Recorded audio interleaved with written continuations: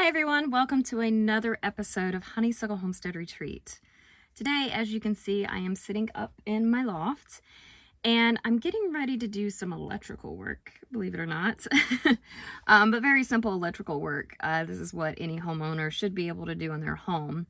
And it is switching out a light switch. So right now I just have a regular light switch. My electricity's off, so this is doing nothing. And I want to switch this out with a dimmer light switch. So it can turn on and off, but then it has this dimmer bar as well. And the reason I'm doing this is because up here in the loft, I have 3 of these puck lights and they're actually really, really bright at night. And that's not a bad thing, but you know, maybe I don't want them to be so bright when I'm up in the loft. Maybe I want them to be a little bit lower as I'm getting ready for bed.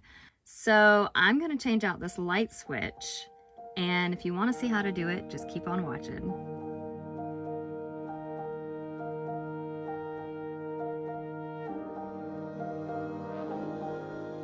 Okay, so the very first thing you want to do whenever you do any kind of electrical work in your home is go to your breaker box and cut off the power to wherever you're going to be doing work. Now, in the case of a tiny home, I don't really have to do that. I actually unplugged my home just to be extra safe. So I have absolutely no power whatsoever even coming into my house. So that's the first thing you want to do though. But because of that, because I unplugged it and everything and I know there's no power whatsoever, I do not have a tester. So yeah, but if you're in a regular home, make sure to cut off the power at the breaker to wherever you're going to be doing work. Hopefully your breaker is labeled. And then you'll want to have a tester, an electrical tester, to test your outlet, let's say. Since I'm working on a light switch, I would check it with a tester. However, like I said, I have no power whatsoever coming into my home, so I know without a shadow of a doubt that there is no power running through this current here. So that's why I do not have a tester. Okay, so the very first thing that you're going to want to do is take the plate off.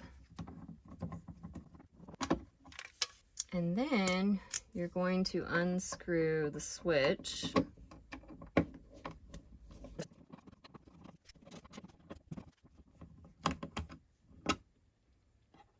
And then you're going to carefully kind of pull it out a little bit. Which this doesn't really want to pull out much.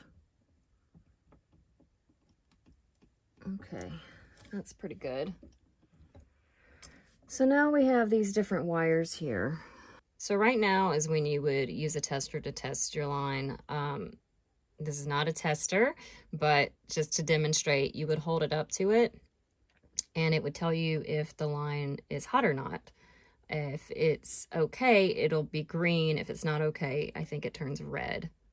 And you would test each connection here just to make sure that everything's safe. But obviously, I'm good. Like I said, no power in the house. Okay, so I'm going to go ahead and point out the different lines we have here. This black one, this black line and this black screw, that is the load line. That is the power coming in. So that's your load line. And then over here, this green screw, which is the copper, that's the ground. And then because this is actually a 3-way switch, this is the first traveler line with this brass screw.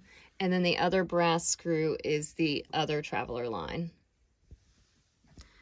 Now for my light switch, my new one here, it's set up a little bit differently. It's got the black on the top for the load line, and then it's got the green ground on the same side as it. And then it has a purple instead of a brass screw for one of the traveler lines. And then as you can see here, use terminal for 3-way or more applications only.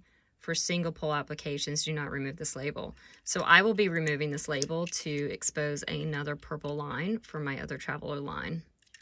Okay, so first things first, I'm going to go ahead and loosen up the load line here.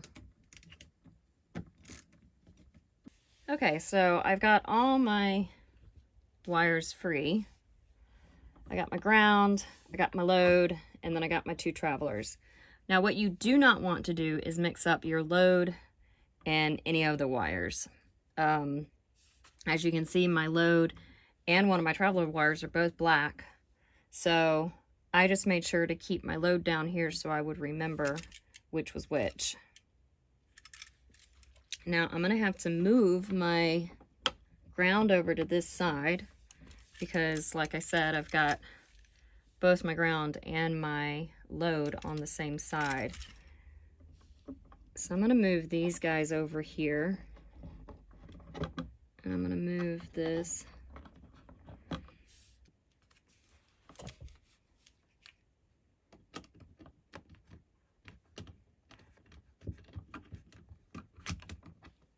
all right, so now I have all my wires attached. I've got my ground and my load, and then I've got my 2 traveler wires on this side. So now all I have to do is push this back in the box and screw it in. Just have to push the wires in. Takes a little bit of effort and force.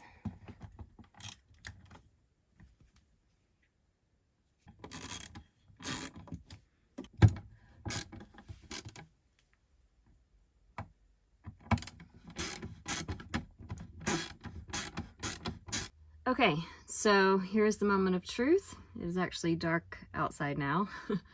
I have hooked up my tiny house back to electricity. So let's test out the switch. And it works. Okay, cool. So this also has a dimming feature, which I mentioned earlier. So I'm just gonna dim it a little bit. Very nice. Oh, it goes all the way down. Okay. Pretty cool. Okay, so really the only thing left for me to do is to add the switch plate cover. I bought a new one for it, so I'm gonna put this guy on and we'll see how it looks.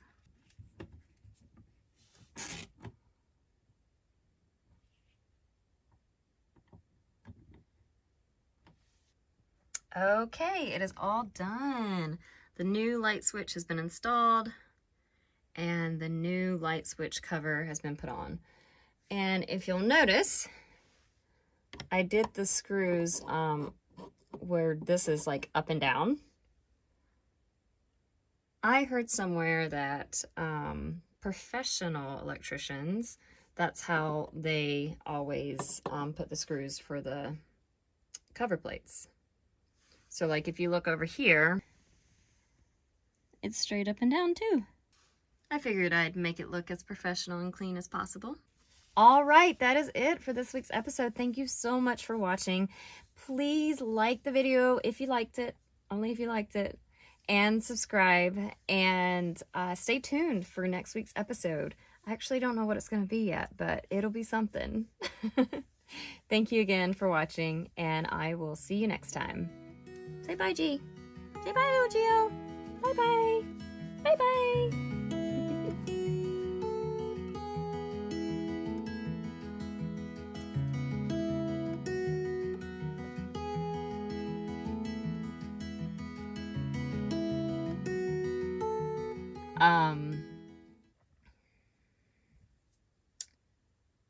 I lost my train of thought. Okay, now I just need to connect.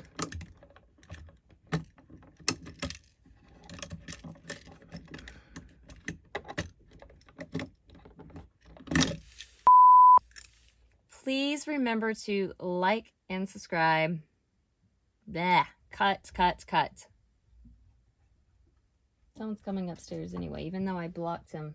I blocked you. How'd you get up here? Snuggles! Snuggles.